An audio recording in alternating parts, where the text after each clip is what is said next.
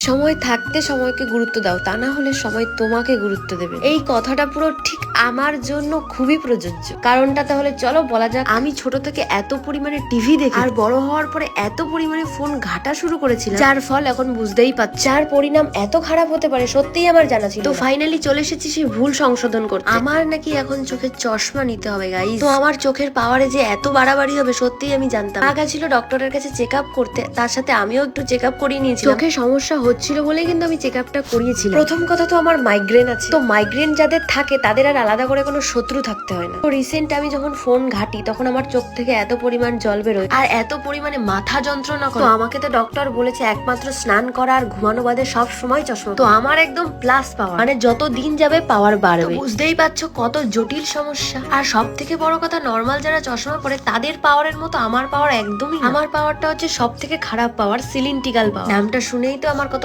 ভয় লাগছে। তো যাই হোক, টাটা।